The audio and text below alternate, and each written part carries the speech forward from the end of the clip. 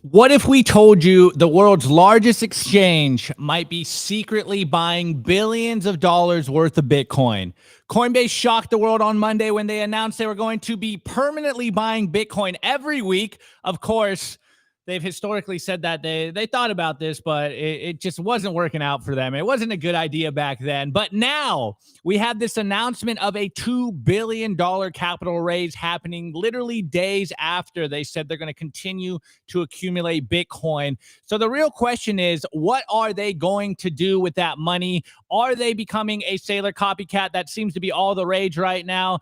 And from our vantage point, from our speculation, it seems like this is what they're doing. Anyways, I'm here with the wonderful Internet Sophie, a.k.a. the better half of Nico. And, of course, we have Fernando here, formerly at Blockstream and the founder of Perception. And we're going to be chatting about the media landscape at the very end of this show. He came on about, I don't know, maybe it's a month or two ago, Fernando, and you just came on and threw that hot fire on the show. So I'm very excited to continue that conversation. But anyways, let's get to this Coinbase story. So you guys know us here. You know, we're not the biggest fans of Coinbase, but it is interesting to see Coinbase make this move right now. When we were kind of workshopping this idea this morning, we kind of had the tentative take of like, did Coinbase just switch from attacker to Bitcoin buyer? We've been saying for a long time, and I'm sure Fernando probably has similar views here as being a Bitcoiner for a long time. They seem to be one of the biggest attacks on Bitcoin. Famously, they were very big through the block size wars, endorsing Bcash. And, you know, of course, they're also the biggest, is it? No, okay, I can't say it yet. Altcoin casino out there, which is really kind of, I would say, a distraction for the new people coming in the space. This is why we're so big on Bitcoin-only platforms, so that people don't get sideswiped. They don't get caught up in the casino out there and buy a bunch of hot garbage. Anyways, enough context here. So let's get to the story on Cointelegraph. And I'm going to break down essentially what their public release was, what the press release said they were going to do with this money. And then I'm going to kind of make the case that maybe this is just, their public, PR around what they're doing. And it seems like they are doing the Michael Saylor strategy. Anyways, Coinbase plans a $2 billion dual tranche note sale to fund buybacks and acquisitions. They plan to raise $2 billion, an offering to fund future investments in stock buybacks. Of course, Coinbase would become the first company in the S&P 500 index to acquire Bitcoin from the proceeds of a private note offering, signaling further capital migration from traditional markets into digital assets. They are technically the third largest crypto exchange, the biggest in the U.S., and they announced this $2 billion convertible senior note offering for, quote, qualified institutional buyers, with $1 billion worth of the notes due 2029 and $1 billion due in 2030. Quote, the notes will be senior unsecured obligations of Coinbase and will accrue interest payable semi-annually in arrears. The interest rate and conversion terms will be determined upon final pricing. They also plan to grant initial note purchasers an additional $150 million principal amount of the 2023 notes and another $150 million of the 2032 notes. That's just some finance legal jargon for people that are qualified to invest in this. But this is where it gets interesting. The company said it will use the net proceeds of the offering to cover the cost of the capped call transactions related to the note offering and for general corporate purposes, which may include, quote, working capital, capital expenditures, and investments in and acquisitions of other companies, products, or technologies that Coinbase may identify from time to time. When you hear this, of course, it's kind of like legal jargon. It's kind of like a PR word spin here, but it really reminded me of when Michael Saylor announced a MicroStrategy convertible note. His verbiage was very similar. He said something almost verbatim to what Coinbase just said, which really kind of gets my ears perked up, and it really kind of lends to the idea that this is, as everyone's saying, paper Bitcoin summer. This is the year of corporate Bitcoin treasury hype. And it seems like Coinbase is following this. This would be my take here. especially when you consider some few things here. So I was looking for this tweet that Brian Armstrong did. This was in May. I couldn't find the exact tweet, but I got some help here from Grok. You know, shouts out to Grok AI over here. And I said, could you find the tweet of Brian Armstrong saying that they decided against following the Michael Saylor strategy? And Grok goes, yes, I found the relative context. And this was on May 9th of this year, 2025. He did a live earnings call. He did a Q&A spaces. And during the session, he stated, quote, there were definitely moments over the last 12 years where we thought, man, should we put 80% of our balance sheet into crypto, into Bitcoin specifically? And then they made the conscious choice against it because of risk, which is very interesting. They kind of are framing it, hey, we were a startup. It's probably not the smartest thing for us to be doing. That's, I again, you know, being a little more cynical and not the biggest fan of Coinbase, that's probably the optimistic view here. The other one is they were diversifying in shitcoins. They weren't the biggest fan of Bitcoin for the last 12 years, though their whole business is built on Bitcoin. They made most of their money on shitcoin. So this is where I'm starting my speculation. They thought about this for 12 years. And then, of course, Michael Saylor comes in, strategy comes in. They're the most profitable, probably going to become the biggest company in the world. They hold the most Bitcoin. Saylor's doing this convertible note offering like every other week. He's raising billions of dollars. He holds 600-something thousand plus coins currently. It's hard to even keep track of how much coin he's holding because he keeps buying more and more every week, even twice a week. Anyways, here is where the saga kind of starts. July 31st, you have Brian Armstrong tweeting, Coinbase is long Bitcoin. You know, a switch from attacker to Bitcoin accumulator. I like the rebranding, Brian. I really do. And he goes, our holdings increased by 2,509 Bitcoin in Q2 and, quote, we keep buying more. And you can see here, as of Q2, they hold about 11,776,000 Bitcoin.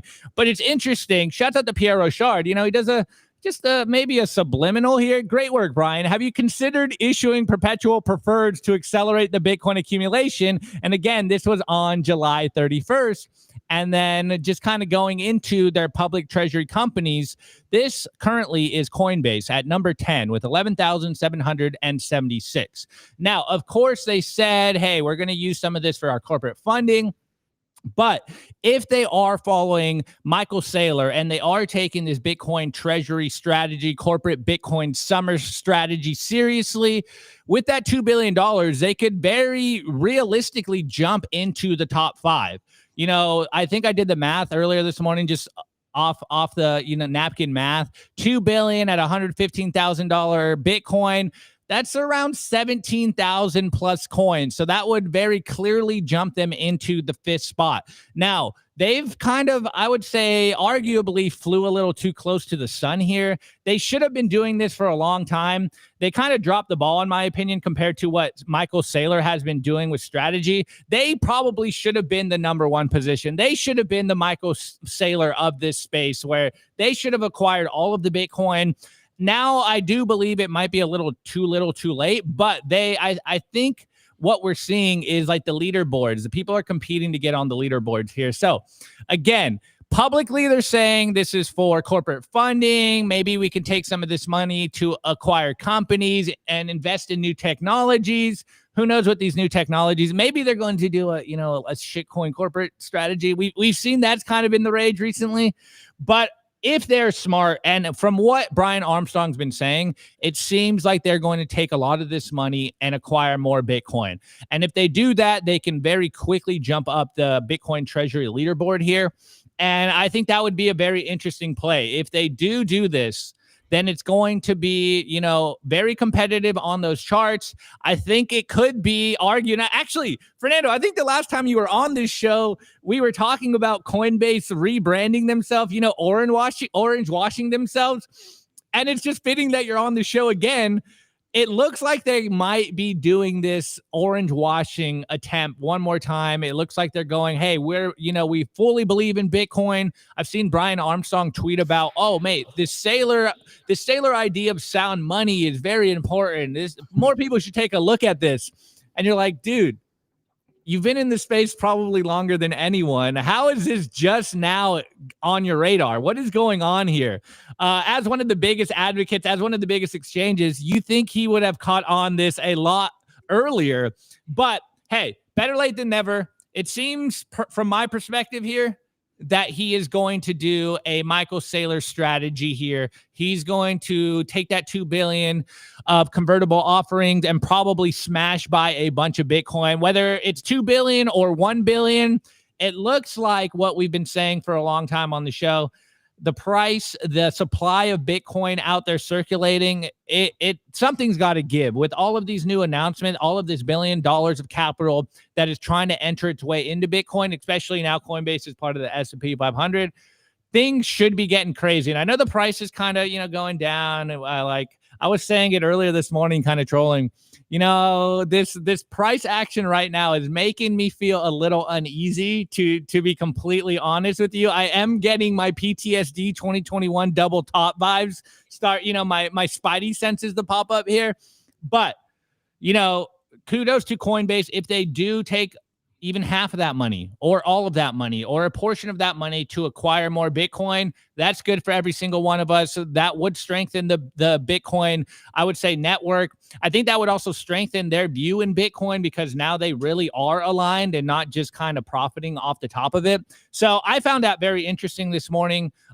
Things are heating up. Things are getting crazy here. But Fernando, I want to take your view here. I think you've been in space a little longer than me. And it's just funny. Like I said, we were talking about this the last time you came on, like 2 months ago. And here we are again talking about Coinbase seemingly rebranding, orange washing themselves, and now embracing Bitcoin. Can we trust this move? I think is the real question. I think it's crazy. And it's not like our prediction was insane neither. I think if you're long enough in Bitcoin, you've seen this story 1,000 times just on an individual level. So many people who got in very early and, after 4 or 5 years, they started getting distracted, when a new cycle comes and a new type of hype, marketing strategy comes along. A lot of examples of early Bitcoiners who, sold their Bitcoin to acquire some shitcoin that is now dead, right? And you got to think about like Brian Armstrong being so early. I think, he started going to these, meetups in San Francisco back in 2011, 2012, right? And when the whole Bcash stuff happened that you mentioned, I mean, that was like 2017. So a good like 5+ years had passed. And, at that point, it's very natural that humans get bored. They look for other things. They get distracted by shiny new toys. So this is just something that I've seen on an individual level so many times, and this is just a corporate version of it. Somebody just fumbling the ball by thinking Bitcoin is too boring, and they get attracted, influenced, persuaded by other marketing strategies, and then come to realize, man, I just wasted so much time and energy on this. And let me just go back to Bitcoin real quick and just clean up the mess that I did. So I think this is what Brian Armstrong in Coinbase is going through right now. And, hey, better late than never, at least you came to the realization and you're trying to make up for it. But you know what, apart from that, I think the more interesting, bigger story that we're looking at here is that there's a real shift happening with these treasury companies aping into Bitcoin. And I think the real shift here that is happening right now is that the unit of account use case of Bitcoin is actually taking the number 2 spot after store of value. I mean, I call them, medium of exchange maxis. They have kind of like been obsessed with convincing people to never hold any Bitcoin and spend it on a bunch of random stuff. And they wanted the medium of exchange story to kind of like be the number 2 story after store of value, because everybody knows the store of value story is the one that so far in Bitcoin's 16-year history has gotten most foothold, right? But when you look at Saylor and what they're doing at 21 with Jack Mallers, what my former boss Adam Back is doing, and many more people as well, they are getting involved in companies that are now measuring share value in Bitcoin. So they're not pricing stuff in Bitcoin, they're measuring things in Bitcoin. And I think that changes the entire mental model. And I think this is even bigger than Lightning ever was. Because if you take a look at Lightning, the stories that you see here is, hey, I bought a McDonald's in El Salvador, right? But these stories that come out from these treasury companies is that basically all these people saying our equity is denominated in Bitcoin, right? McDonald's in El Salvador move literally $5 every time. The other one moves 5 billion. Yeah. So I'm thinking, the unit of account war is being won right now by people who are not spending Bitcoin but started thinking in Bitcoin. And I think this flip is worth just 1,000 times more than all the McDonald's that you can purchase with Lightning combined. And I think a lot of people haven't noticed that yet, but that's what's happening right now that I'm incredibly bullish about. No, that's a great take, Fernando. I absolutely love that, because a lot of the conversation you're seeing right now around corporate Bitcoin treasury strategies is very like pessimistic. They're all like, it's paper Bitcoin, bro. What I thought we were here for the separation of money and state. How are we embracing Wall Street? And your take's like, no, man, they are literally jumping the gun. They are pricing, their wealth in Bitcoin. They are using it as a unit of account. They're like, this bending is the a knee. huge move. They totally are bending the knee. That's kind of what I've been saying, but I haven't heard it in that way, and I absolutely love that, dude. I'm gonna totally steal that from you. That's great. That's totally great, man. Yeah, killing it. All right, Sophie. What's the girl's perspective? The friendly mother Bitcoiner's perspective from this? So, I always have the 80 IQ take here. I don't know. Well, it's not going to beat the 40 IQ take from me. So I don't know much, but what I do know is that we are in a liquidity crunch right now with Bitcoin. So it kind of just makes sense that one of the biggest exchanges in the world, the biggest one in the US, is, trying to accumulate some Bitcoin, right? I think it makes sense when you see so many people buying ETFs and having people like, needing to answer to those ETFs with actual Bitcoin. So does it surprise me? No. I don't actually know if they are going for a reserve or if they're just trying to have Bitcoin on their balance sheet, period, so that when people decide to sell at the top, they don't defraud their customers. That's kind of my take. I think that at first, he voted no because maybe he thought, I don't know what he was thinking, but I think that now he's seeing Bitcoin dip. He wants to buy it at a discount, and it just makes sense for the company to kind of, get some Bitcoin before it keeps going up. Yeah, no, Soph, you actually kind of sparked an idea in my head on the idea of liquidity crunch. I mean, he does have the back end on, how much Bitcoin are on these exchanges. Maybe he's seeing what we've been kind of seeing, and maybe he is panicking right now and like, shit, if I don't jump on this accumulation strategy right now, there won't be that much Bitcoin at this price, and I'm going to have to buy it at like 500K, and then I'm really not going to move up this leaderboard here. So yeah, that's very interesting. So, okay. I mean, it's what I would do. So I just kind of like Occam's razor things sometimes. I don't know like the details and how deep this could go or the macro behind it or whatever, but I just see it as like a caveman. Number go down, buy Bitcoin, buy more Bitcoin before number go up. Totally. I'm caveman IQ for sure, without a doubt. No, that's it, man.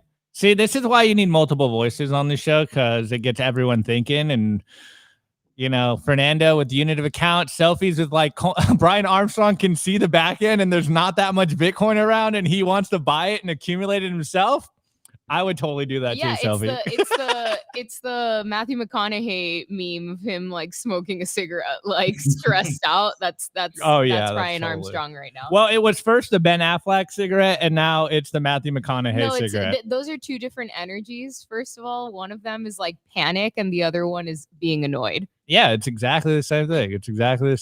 All right, guys, we got a jam-packed show. And of course, before we move on, you got to hit them like buttons. Comment on this show. Is Brian Armstrong, or rather Coinbase, accumulating Bitcoin? Will they follow the Michael Saylor strategy? And of course, hit the subscribe button, guys. We drop the most and the best content on YouTube and Rumble and Twitter and whatever other social media is out there. We're on it. Number one live Bitcoin Daily Show. There you go. She's a professional shiller. Let's go. Anyways, guys, I do want to give a shout out to our partner over at Bitcoin Well. Go to bitcoinwell.com/simplybtc. And of course, make sure you are using Bitcoin-only exchanges, especially for your noob friends, your mom and your dad and your cousin and your brother that are just getting into Bitcoin. Ensure that they don't get distracted by the shitcoin casino. Send them somewhere where they won't even have an option to buy all that other garbage. And this is why we love Bitcoin Well. It is Bitcoin only, but also it ensures that you take your Bitcoin into custody. This is self-custody by default, which means they have never lost Bitcoin. They will never lose Bitcoin. And when you send them your dollars, it goes straight to your cold storage. This is the way. And of course, if you're on the sidelines, I don't know what you're doing with a huge chunk of dollars right now sitting on the sideline, but if you have $50,000 or more, make sure you hit the Infinite product and use their OTC desk to buy $50,000 of Bitcoin at a time. This is for the ones with deep pockets over there. I know you guys watch the show every once in a while. We're not all just plebs buying $10 a day. Some of you guys got some deep pockets and you're waiting for some. I don't know what you're waiting for. You need to smash buy that Bitcoin today. You need to sell those rental properties. Yeah, exactly. Dude, don't bring Nico up on the rental versus buying. He gets super triggered. Anyways, guys, let's get into the show. We got a great one for you.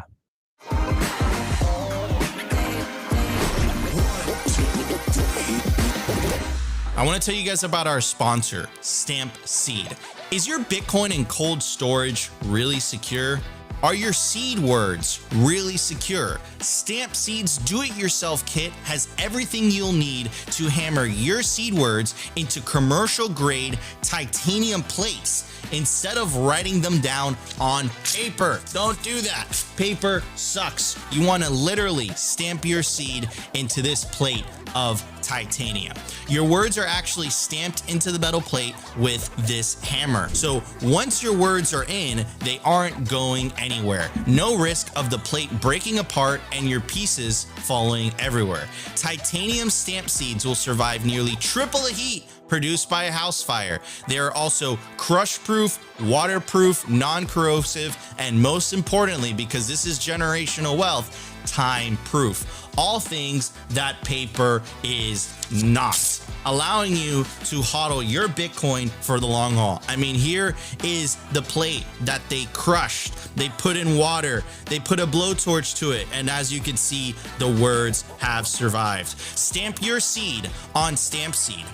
And you can use promo code SIMPLY to get 15% off anything on their store. Head over to stampseed.com today. All right, guys, we're over here on Clark Moody's dashboard. And before I move on, I'm getting absolutely cooked in the chat today. Hey, it's good to be back. It's good to be back here, guys. I missed you. Actually, I was in the chat yesterday. But here we go. Clark Moody's dashboard. The current Bitcoin price is $115,120 per Bitcoin. The current block height is 908,889. Market cap, 2.29 trillion. And we can't secure that 10% of the gold market cap. We're currently at 9.61. Decline from all-time high, negative 6.4. It feels pretty good, I guess. I don't know. I mean, Fernando. Yeah, Fernando, you've been around for a while, and you kind of mentioned it earlier. We're all bored of 100K here. It's like, can you do something? But negative 6% from all-time high. It's like, what is this, a dip for ants? I thought we were going to get dips again. Is this a bear market? I thought this was a real bear market. This is nothing here. This feels, I don't know. We recovered. I'm dead inside. This is beautiful. Totally dead inside here. Don't look at the price, guys. Let's go. Okay, speaking of not looking at the price, shouts out to Pete Rizzo. He clipped this, and shouts out to Paulo, of course, or Paolo of Tether. And he's made an interesting case here in regards to Bitcoin versus gold versus dollars that I found very interesting. So let's watch this and we will chat about it. There is nothing like Bitcoin. So Bitcoin is perfection. But I think the Bitcoiners' mistake gold as a competitor to Bitcoin rather than a gold competitor to the dollar. Before 1971, gold was the backing of the dollar and all the other currencies, and then stopped, or paused, as they said at the time. And so reality is that gold is your edge against fiat, and Bitcoin is just perfection, right? So sometimes if you want, for example, if you're a trader, maybe instead of selling Bitcoin versus dollars, you could start thinking about selling Bitcoin versus gold. It's much safer if you want to diversify from Bitcoin because you think you are like at the end of the cycle and maybe there is a crash and you want to just adjust your strategy to buy back Bitcoin at lower price. Probably is better if you sell it against gold rather than Bitcoin. So I don't think I've heard anyone just completely sidestep the conversation of Bitcoin not being a hedge to the dollar. He's like, Bitcoin is perfection. It's in a league of its own. Maybe gold is a hedge to the dollar, but Bitcoin is just completely head and shoulders better than everything else. As he said, Bitcoin is perfection. But I really like this idea, especially when you kind of talk to newer people coming into the Bitcoin space. We all kind of have the same memes constantly. You know, we only speak in memes here, and you just throw the memes at it. Oh, Bitcoin's a hedge against inflation. And then, you know, the media, the corporate media will come out and they'll be like, Bitcoin, see, I told you it wasn't a hedge against inflation. Why isn't it performing so good? And you're like, well, you know, things happen. It's a bear market, etc. But I really like this take of like, look, Bitcoin isn't competing with gold. It's not even competing with fiat.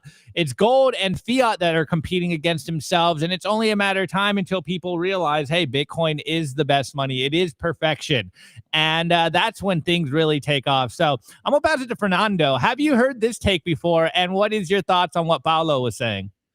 First of all, when I see Paulo, I just got to say something about Tether, okay? Like, they make how many billions per employee? How much volume are they processing compared to like MasterCard and Visa? How many, they're like top 10 largest holders of US treasuries. But guy, the most profitable company per capita in human history can't get their .com domain. Like, what's up with that? That's the most Tether thing ever. Their domain is literally tether.to. They don't got the .com. I mean, can't not a day goes by without me thinking about that. Anyway, yeah, no, totally. I think the only thing that I can think of is like when the car was invented and people were comparing it to horses. You know, like humans just need something to compare something with, especially if it's a novel invention, because if they can't compare it or contrast it to something, they just like won't get it. So I think it's all about stories. It's all about narratives. Like, hey, is you thinking of Bitcoin as digital gold? Will that thesis actually convince you into buying Bitcoin? Go ahead. If something else, hey, go ahead. You know, as we grow adoption and as Bitcoin just takes over the world day by day, different stories will mean different things to more people. And the fact is, you know, Bitcoin is perfection. I think there's so many things that resonates with Bitcoin in so many levels. You know, physically, monetary, politically, philosophically. It's just about narratives and what actually works for you. So, but I guess Paulo, to me, what that's comment is like all these narratives that we have used for the past 16 years, we need to get rid of. We're now entering this like insane hyper Bitcoinized, you know, we are entering hyper Bitcoinization in terms of the adoption phase. And we just need to think about new ways of understanding Bitcoin. Yeah, I totally agree with that. I love that. We hear, you know, constantly speaking memes, and throughout the whole process, I've always been thinking like, man, you know, if Bitcoiners were so good at marketing Bitcoin, then we've already be at $1 million. It's like, let's look at the mirror, guys, and acknowledge that we kind of suck at shilling Bitcoin. So maybe 100%. we do need to update our memes here. Well, we're gatekeepers by Bitcoin maxis are gatekeepers. Like, I seriously think that we don't want anyone else to, like, anyone who isn't like an individual to adopt Bitcoin, because we kind of want it all for ourselves. And like, you know, F the institutions and the government and all the people who have been screwing us over. Like, we just want this for ourselves. Sophie, that's so selfish of you. There's also something. I know. There's also something to be said about so many Bitcoiners being like Bitcoin's worst ambassadors throughout time. Like they literally sound like vegans at a barbecue. Right? We're just haters, okay? We're just major haters. It's so true, guys. You know, don't yell at your friends and family about ending the Fed. Maybe find their pain points and then, you know, kind of cater the conversation around what you know they're hurting versus just hurling the same old end the Fed, you know, inflation memes. There's 50 ways to skin a cat here, guys. Simply Bitcoin, where we teach you how to be less autistic with your friends and family. Love that. Make the t-shirt. Well, we offer a paid program, you know, behind the paywall. So how to if speak you to guys normies. want that, hit the like button.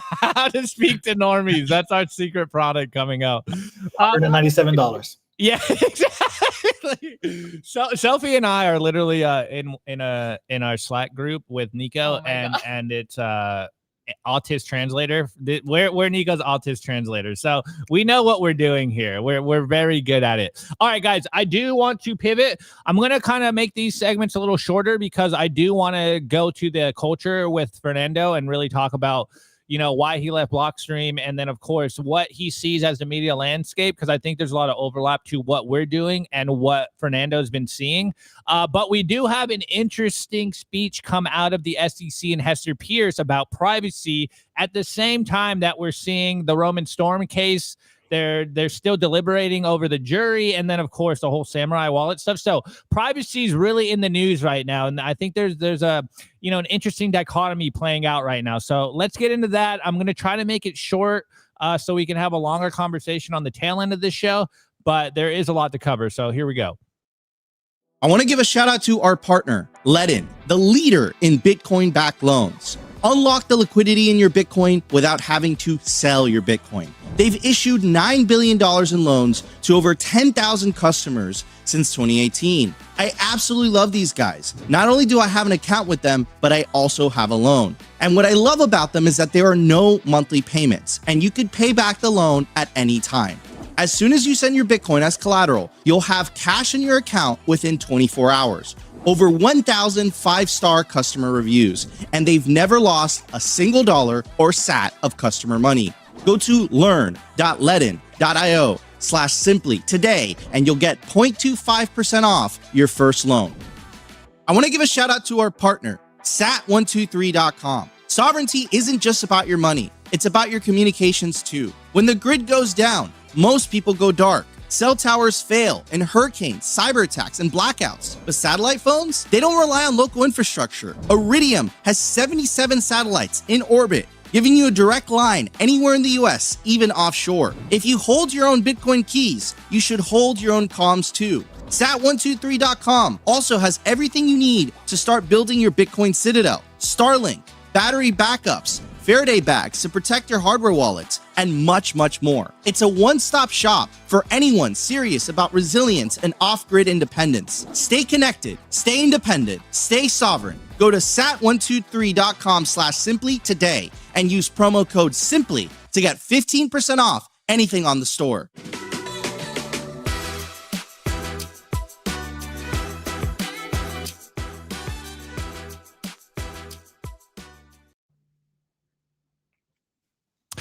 All righty then, guys. So as I was telling you, actually, someone in the chat kind of hit me to this yesterday. They did a $2 super chat, and they said very cryptically, SEC breaking news. And I looked, and I'm like, I mean, there's a press release. What are we talking about? And then I found what they were saying, I believe. It's got a weird title. There's like a weird intro part about watermelon with peanut butter on it that kind of like makes her case of disintermediation. But anyways, the title from Hester Pierce here is called Peanut Butter and Watermelon, Financial Privacy in the Digital Age.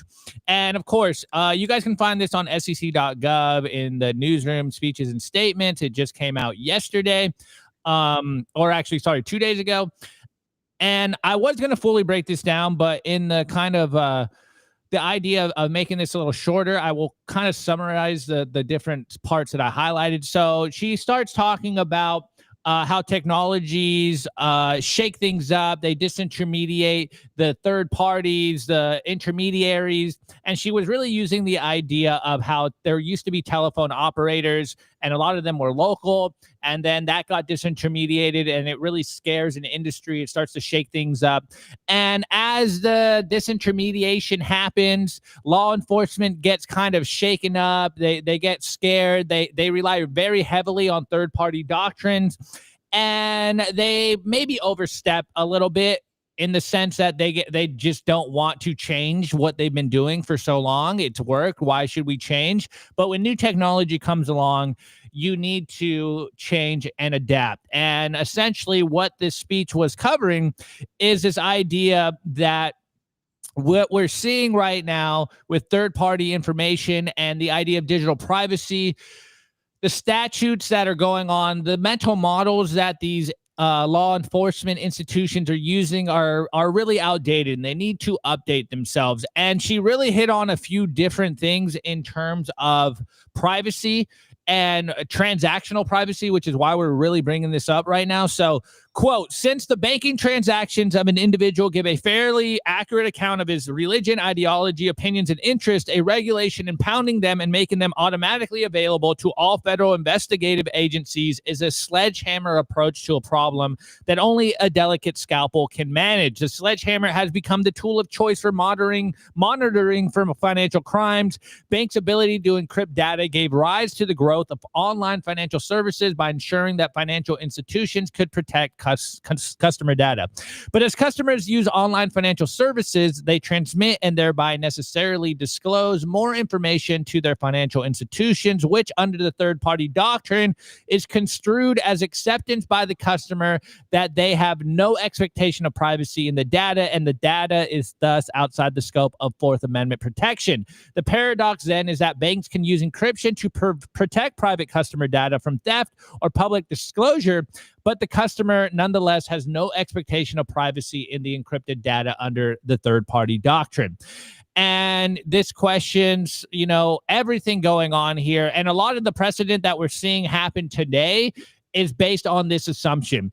And she's talking about these privacy implications of the Bank Secrecy Act may need to be reformed. And this is a timely topic. And I think she's saying this obviously in the face of the Roman Storm tornado cash case that's happening right now. They're literally still deliberating about this. I'll give you a short update on that. And of course, the Samurai Wallet case where they just changed their plea to guilty of money transmitter license, violations of money transmitter license. But some interesting stuff did happen in this whole speech. She quotes Phil Zimmerman, of course, a pretty good privacy, an original kind of cypherpunk legend that used encryption to, of course, protect some privacy here. It's called pretty good privacy. It's a software, right? But there's also here, you can see, Phil Zimmerman, one of the cryptographers, yada, yada, yada. But she also directly quotes a cypherpunk's manifesto. We are in an interesting timeline here where Hester Pierce, of course, of the SEC, one of the top people at the SEC, is quoting a cypherpunk's manifesto. Obviously, she's been a Bitcoiner for a long time.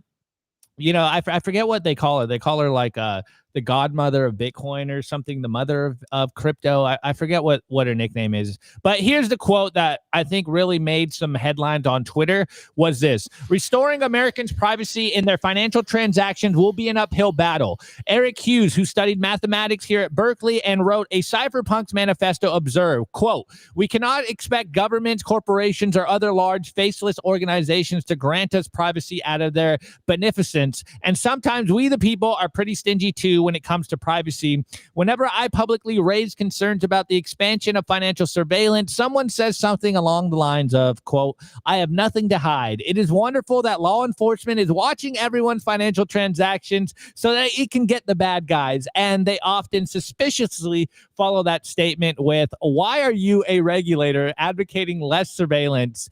And of course, I think we've all heard this. I have nothing to hide. And a lot of us Bitcoiners like, hey, you have blinds at your house, right? Like, You hide things all the time. Privacy does not mean secrecy. Like you just want to keep certain things private. Anyways, denying people's, here's the last sentence I'll cover, and then I'll give you some updates and we'll chat about it and move on. Quote, denying people financial privacy, whether through sweeping surveillance programs or restrictions on privacy protecting technologies, undermines the fabric and freedoms of our families, communities, and nation. The American people and their government should guard zealously. Wow, I can't speak. People's right to live private lives and use technologies that enable them to do so. Again, this is Hester Pierce, the commissioner of the SEC. I want to reiterate that last sentence here, that Americans and people should be able to use technologies that enable them to maintain privacy. Now, why is that such an interesting thing to kind of cover right now? Well, of course, we are seeing all kinds of stuff play out in regards to the Tornado Cash case. We're seeing, of course, the Samurai Wallet devs got arrested, which really kind of triggered us here on Simply Bitcoin. That's when we kind of realized, hey, this Biden administration is not so favorable against us, and maybe we need to change. And then going over, you guys know I've been a huge fan of Lola Leeds. They've been doing great work recently in regards to privacy and the overstepping of the government and different institutions. And they've been covering the Roman Storm case live every single day. Sorry, guys, I thought I had this updated. So here we go.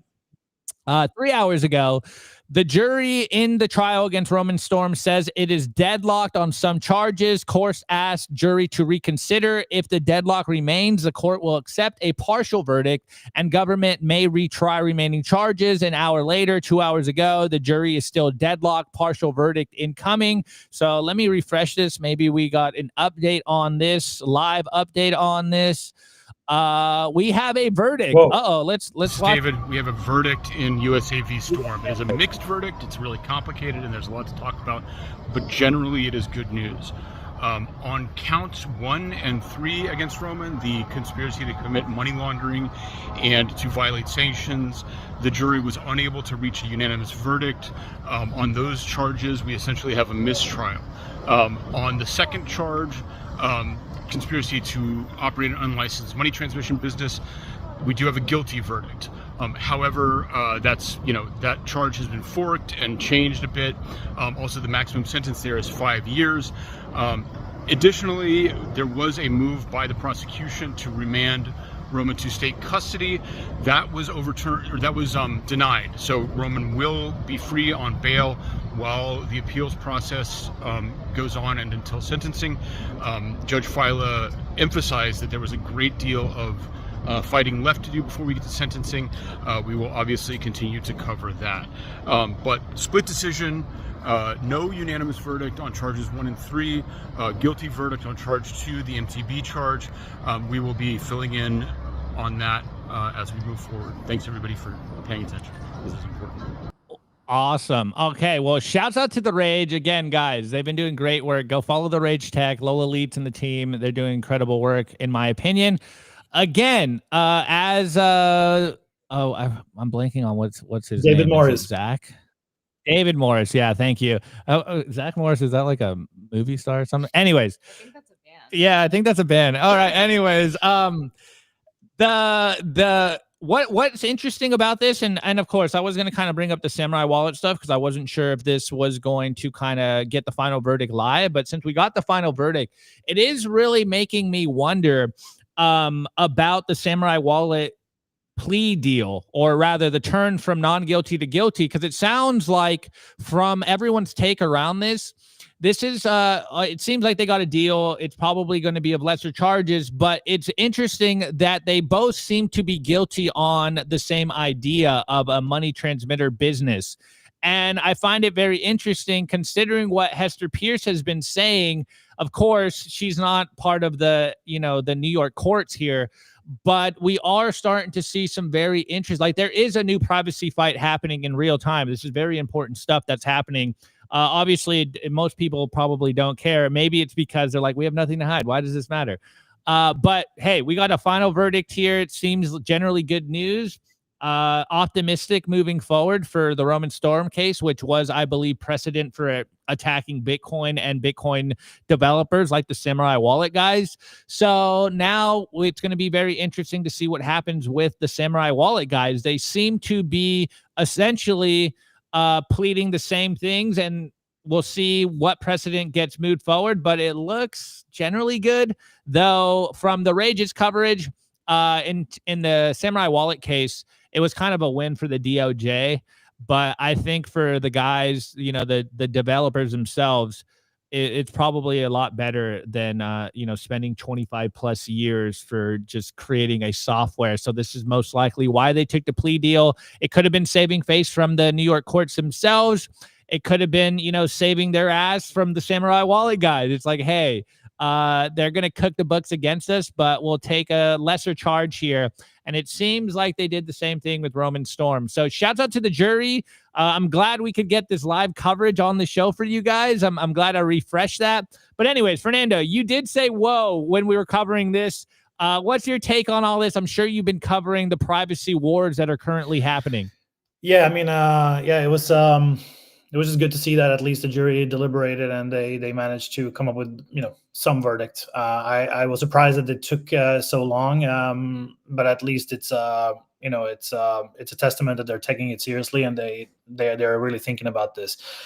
I'm going to be super boring here. I don't want to have any comments on like political or legal stuff. The only thing I want to say is I think it's the system is messed up because I think they're just stacking these type of cases as for future reference. I don't know exactly what direction things will take in the future, but I think a guilty plea puts a solid reference for any future, targeting that they want to do, and they will, look back at today and say, okay, yeah, we got a guilty charge for this, and they might stack it up against future builders. So, in that sense, feel like the system is just it's not favorable in that regard. So I'm kind of like bummed out a little bit that there was a guilty plea there that Roman entered kind of like a few days ago, the situation with a guilty verdict. So it sucks for future because I don't know what they're going to do in the future, but this case and many similar ones are going to be continuously used as a reference in the future. So let's see where it goes.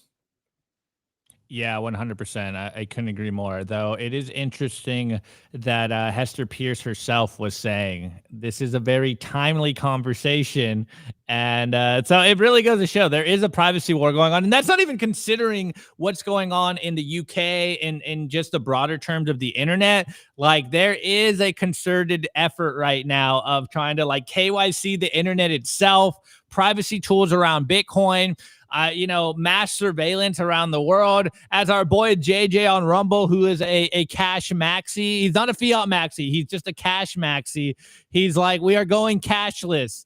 Yes, this is the future that we are hurling ourselves towards. It's just, do you want to go a cashless future with a central bank digital voucher, as the chat's been renaming it, or something that they can't control? This is the future where we're headed here. So it is what it is. So I don't want to cut you off, but I do want to move on. And I know you'll have more fun in the media conversation than talking about privacy.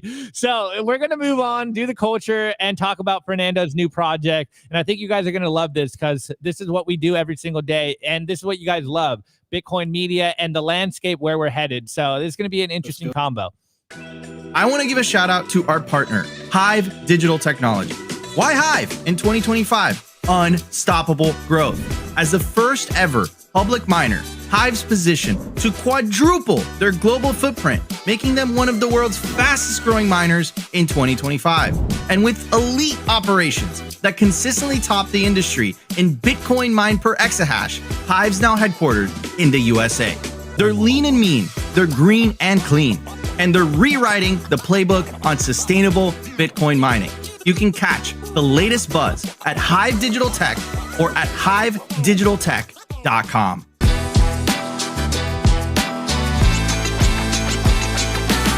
I want to give a shout out to our partner, BitcoinBend.io. If you're into freedom, Bitcoin, and building a real community, this is for you. Gain exclusive access to real-world, members-only, private clubs across the globe, featuring poker nights, expert-led classes, co-working spaces, educational meetups, live events, and more. Current locations include Sarasota, Nashville, Boston, Dallas, Las Vegas, and St. Louis, with new clubs launching soon in West Palm Beach, Scottsdale, Alabama, and beyond. Not to mention Bitcoin Ben's resorts in El Salvador. There's 3 of them, and they're absolutely beautiful. You'll also get access to the first fully backed Bitcoin bank with fiat ramps and savings accounts. It's called Private Key Bank, and you guessed it, it's based out of El Salvador. Go peer-to-peer with Bitcoin bulk buys, tap into home equity for long-term Bitcoin growth, and join their exclusive mining pools if you're interested in mining. What are you waiting for? Head over to bitcoinben.io, join today, where Bitcoin meets freedom.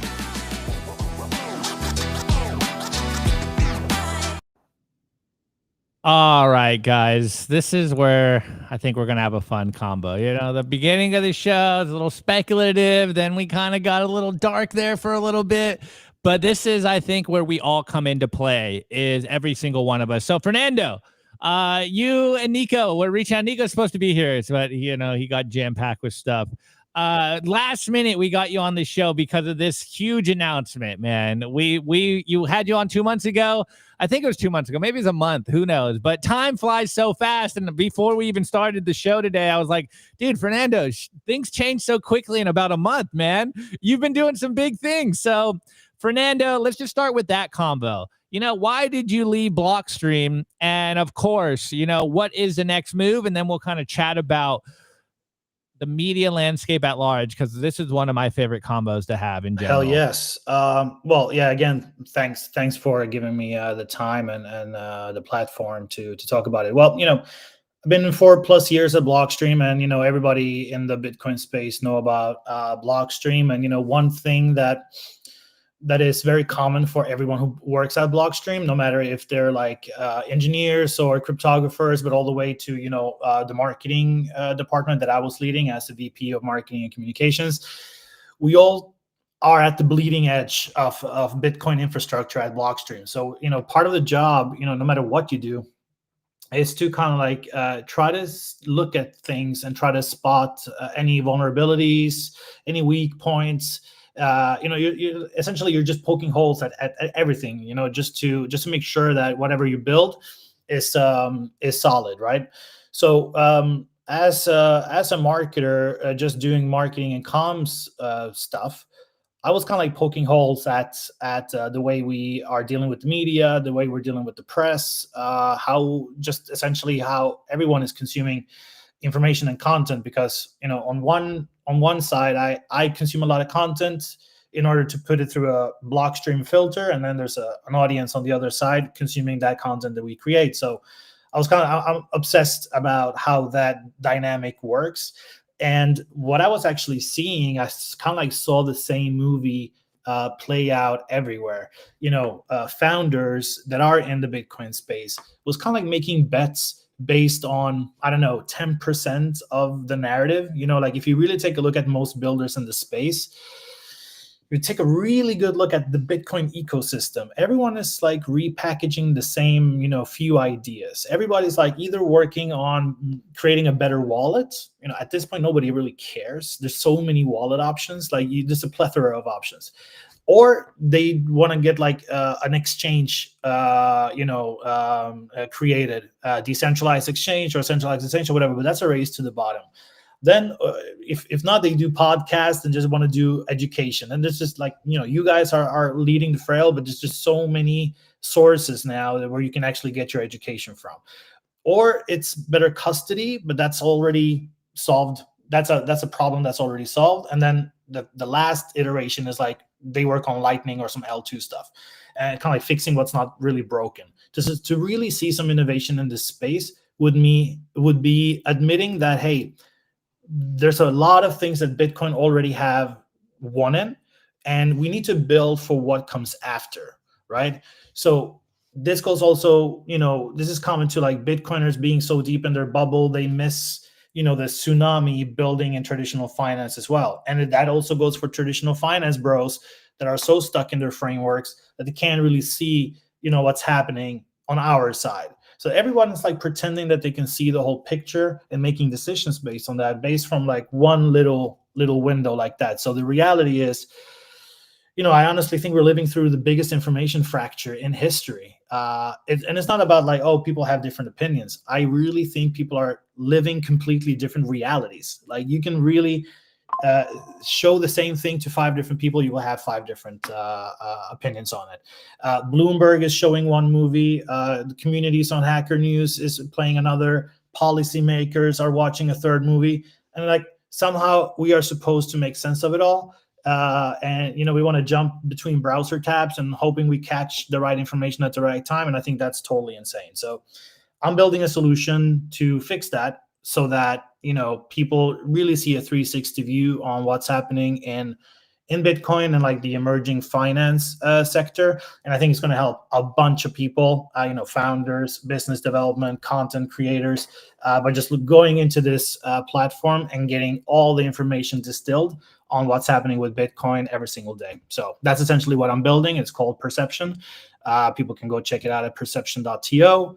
Don't have enough money to buy the .com yet, but yeah, that's kind of like what I'm building right now. It's currently in beta, but after 4 years at Blockstream, I couldn't wait anymore. It was a itch that I had, and it's time to build a solution. So Fernando, is this? I do want to go back to like the total general media landscape view, but while we were talking, like, is this the Bitcoiner version of like the Bloomberg terminal that you just built? Like, is it?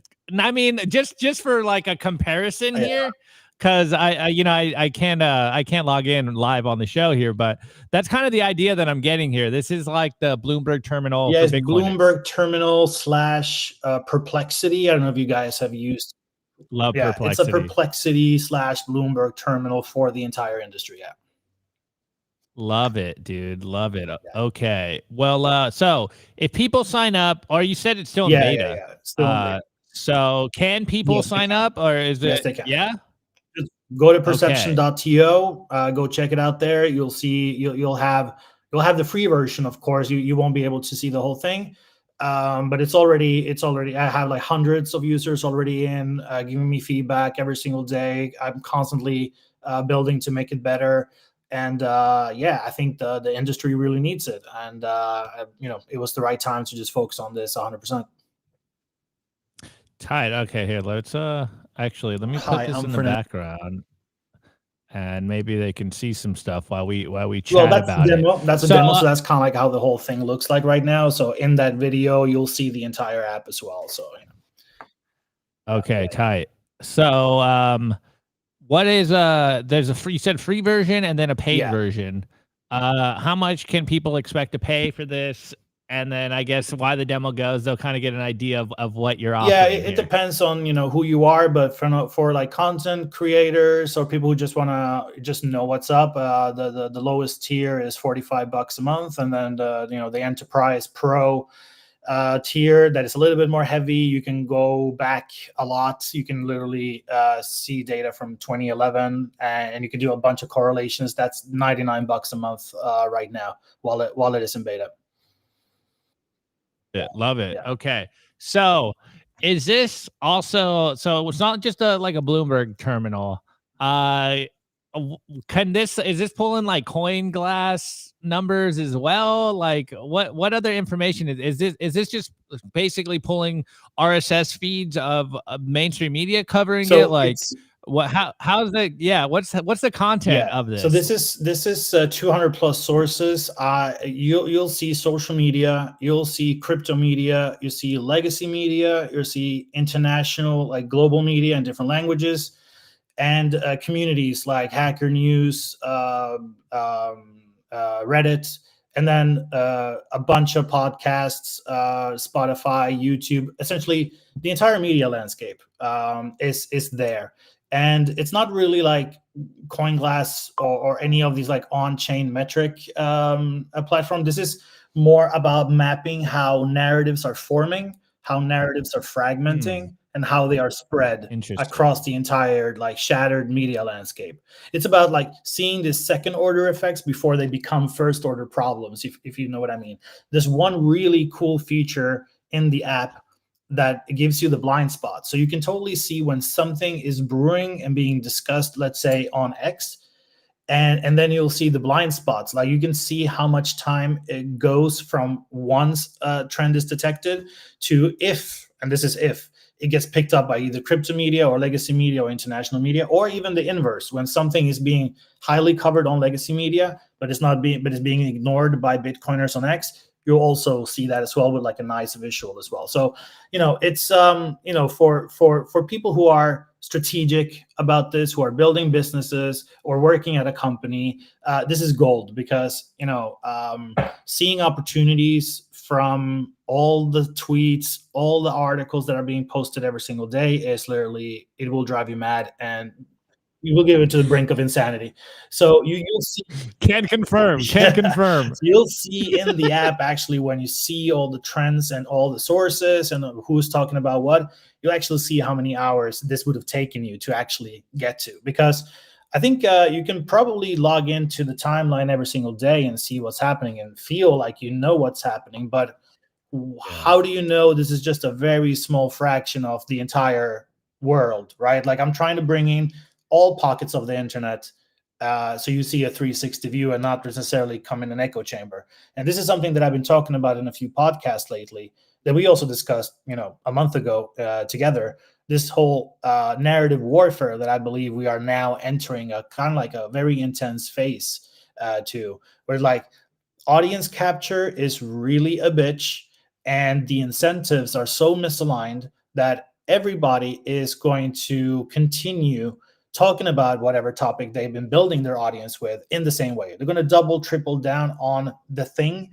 that built them the audience in the first place. And they won't have the luxury to pivot on any topic. And Bitcoin is included. Bitcoin is maybe the best example of this, right? That you see old legacy players like the BBC or something like that, just doubling and tripling down on Bitcoin FUD, recycled FUD from 2017. And you wonder, like, why? Why is this happening? Well, it's because they don't have the luxury to pivot, because they will lose the little ounce of audience that they have left. So in these times that we're entering right now, this BBC example is also going to be an example for what you think today are established outlets. People are just going to continue talking about whatever in the same fashion that they have done.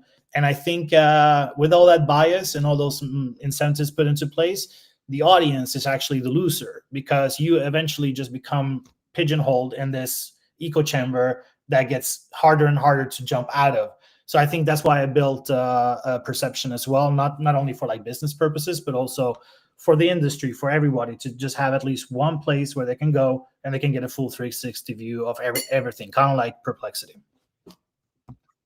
No, that's super interesting. And I really like what you said about like the second order effects of these conversations. Cause everything you said there, I can fully 100% agree with. We deal with this constantly. We have the chat yelling at us constantly about certain topics and certain things that do get views on YouTube. And then we always try to sneak in stuff on the back end. So if they like the first stuff, they came to click the video for the first topic, then we sneak in this stuff on the back end. And hopefully, I always say, and I think I tell this to Sophie like every other day, is like, hopefully one day we can get on the show and we can just do, the really juicy stuff up front versus what the audience wants to hear and what they're searching for on YouTube. But, you play the game as the game comes along. And, I am constantly thinking about this on the back end of how do we kind of not fall into the audience capture here, because it is a very real thing. And you see that. And then all the research that we do, like my timeline, dude, I have to take my notifications off because it drives me absolutely crazy. I have to unplug constantly because I do feel like my brain's about to explode. But I like that second order effect so that you can see what the conversation is like in the grand landscape of the internet, because we'll have stories where like, all right, we think this is super cool.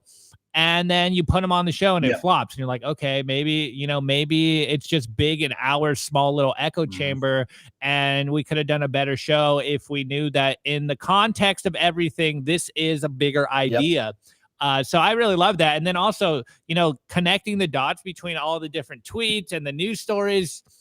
It'd be nice to go to one place and be like, oh, okay, yeah, all right. Maybe I don't have to freaking go down 27 different tweet threads to get that one story that I want to share with you guys. So absolutely. One thing that's here. important also to understand, and this is not only a problem that audiences or people who just want to, like, you know, educate themselves on Bitcoin or whatever is struggling with. This is like a real business problem too. Like, there's so many Bitcoin companies, Lightning companies, just so many companies in this space that think that, you know, they're building for something that has a great demand, and then they launch a product and it's just like crickets. You know, like, there's a real problem with like thinking that you know what's best for the world, and sometimes your reality is not really, you know, it's kind of like disconnected from the real world sometimes, because you tend to be in this very intense echo chamber that Bitcoin sometimes is. But I'm not talking about like Bitcoin and like Bitcoiners in a derogatory way. This is like a problem for anything in the world. This is just the reality that we're living in. The fact is, the monoculture is dead, and consensus reality is fractured. Like, you can see some of the things that the infighting that happens, you know, inside the Bitcoin community. And it's like so retarded sometimes. It's like, it doesn't really matter like in the big things, but some of these people are just so deep into, you know, the engineering, the cryptography, they don't really see outside. They really don't, you know, their worldview is very affected by that. So this tool is just that, you know, I want all of us to kind of like navigate this new world where all sources, all outlets are fractured and have these perverse incentives.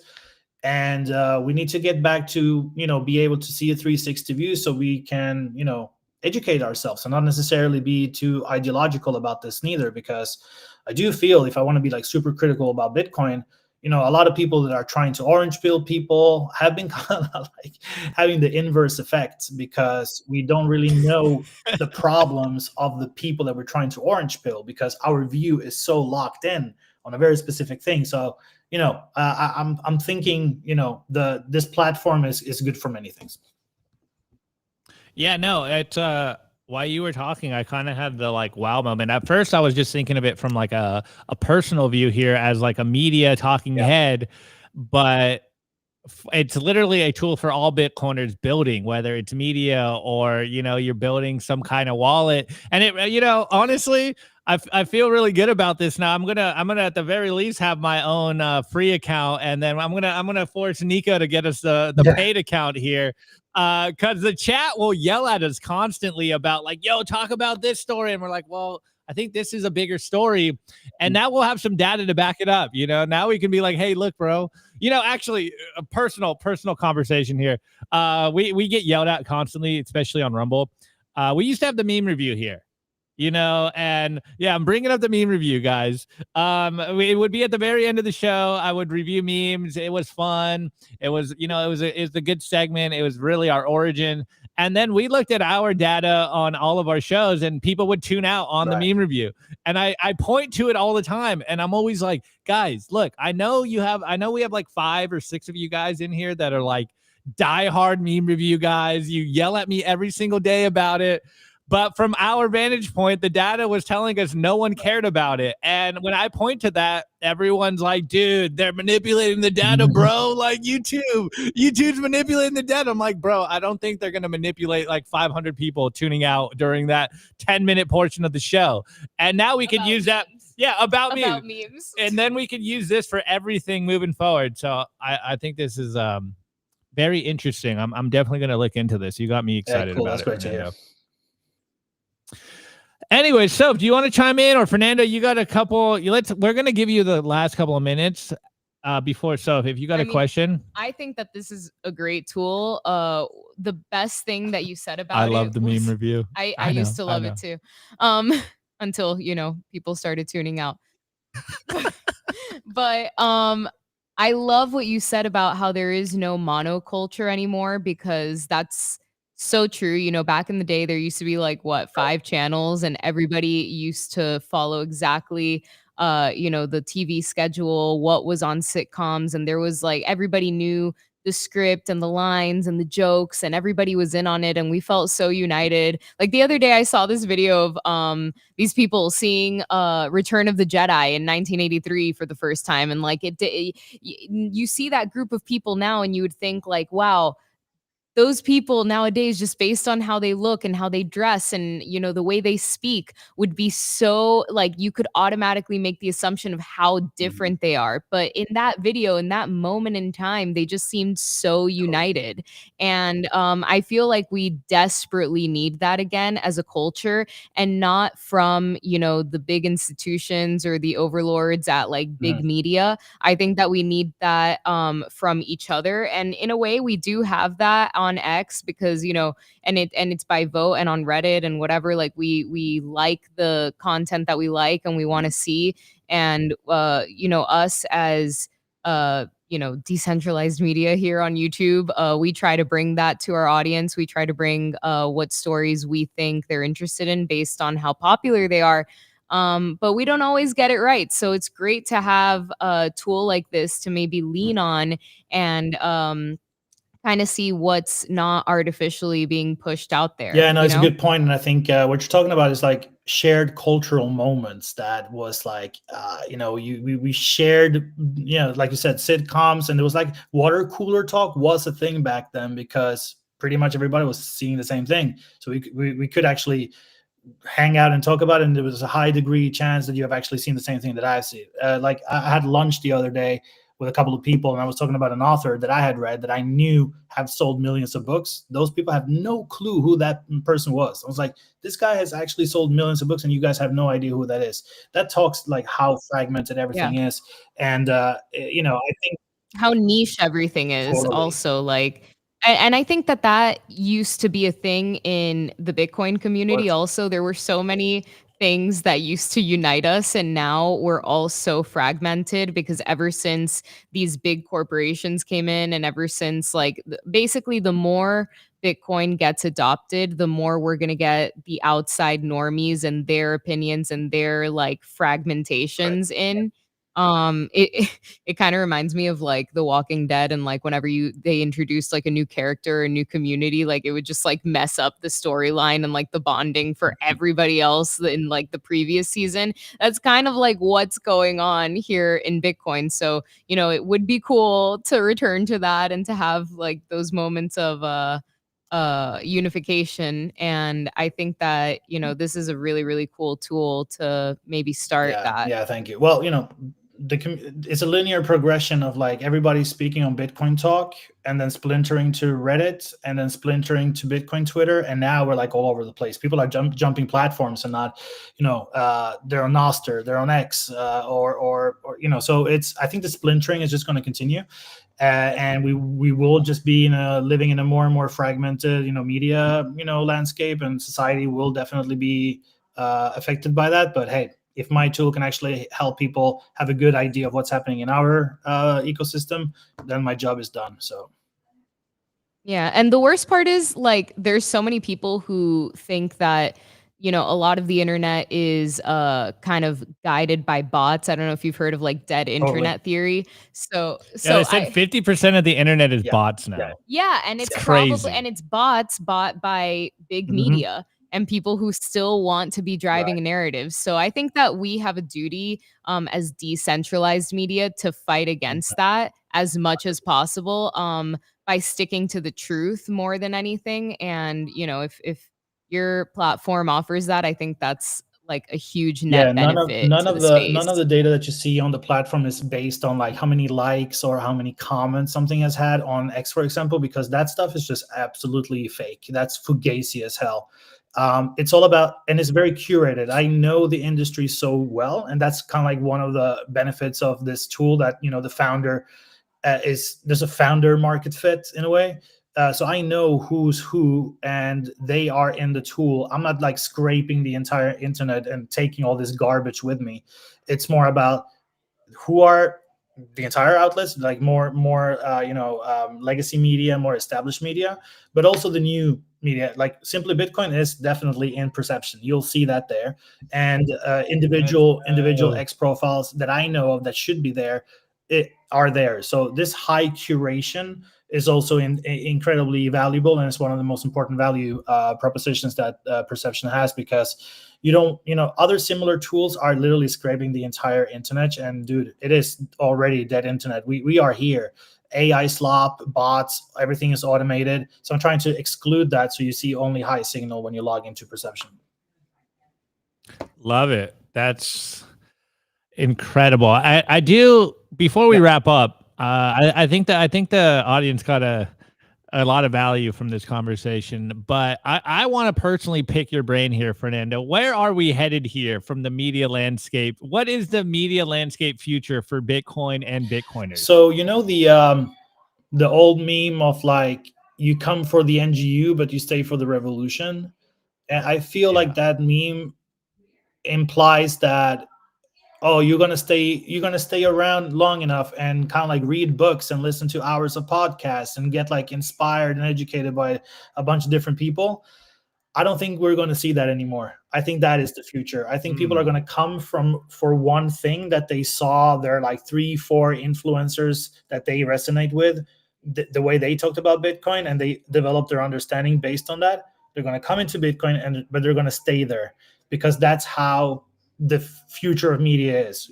Algorithms are going to tie you in, echo chambers are going to tie you in. So for the majority of the people, they will just stay in the same echo chamber they came in through. So if people are going to appreciate Bitcoin because they listen to Pompliano talk about Bitcoin the way he talks about it, that's probably going to be their whole understanding of Bitcoin for the future. So we're going to have a wider, adoption is going to continue, and we're going to have a lot of more people into Bitcoin. But I think their opinions are probably not going to change that much, and we're going to see a fragmented community that all deserve to be called Bitcoiners, but are going to differ extremely in terms of why they think Bitcoin is important, if that makes sense. No, that makes a lot of sense. It got me thinking. It made me think of the whole new breed of Bitcoiners that came through, like the MicroStrategy, sailor route, and some of them, I think, very famously or infamously on Twitter, like, they've been in the space for years and never actually like touched Bitcoin or sent a peer-to-peer transaction. You're like, what is going on here? Like, that was the first thing I did. Like, wow, we really are, I guess, the Renaissance Bitcoiners here. We're like boomer Bitcoiners. We've been, we got all the tools, Thanos rings. Like, we've been around for so long that we kind of at least know a little bit of every pocket. But it is interesting to think that, because I've been saying for a minute that moving forward, we'll get to a point, and I don't know if we're there yet, but we'll get to a point where, Bitcoiners come in and they, like you said, they don't need to read the books. Like, they don't need to read, listen to the 40 hours a week of podcasts. Like, they don't need to sit and battle shitcoiners on Twitter, to earn their stripes. They're just going to come and save in Bitcoin and use it like money. And they'll be like, wait, what are you guys talking about here? Like, it's my money. It's saving my wealth. That's all I need to know. Like, I just need a wallet that I want to use. I can send it to my friends and family, the basics of just how to send and receive, and they'll be considered Bitcoiners, and they don't necessarily need to be, as, I guess, for lack of better terms, as ideological as we are, or we had to be, to just really be this convinced of what this thing is. They will just come in and use it and be like, yeah, this Bitcoin thing's cool. And that will be the next breed of adoption. 100%. Interesting. 100% interesting. Well, I guess my IQ's raising here. Fernando's agreeing with me. So it's not 42. It's 43 today. I drank enough coffee to smarten myself up. But Fernando, thank you so much, man. It's always a pleasure when you come on.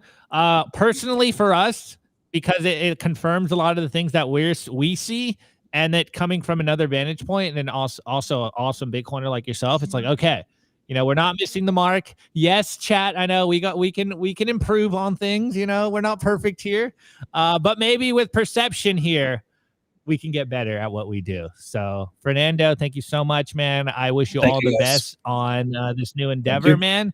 And I think we're gonna have to bring you back on continuously as our, I don't even know, I'm making a new role here, our independent media guide or something. You know, you'll come back on in a couple of weeks and you can tell us what you're seeing, what your vantage points are, what new narrative we should be watching out for, where the attack is coming from.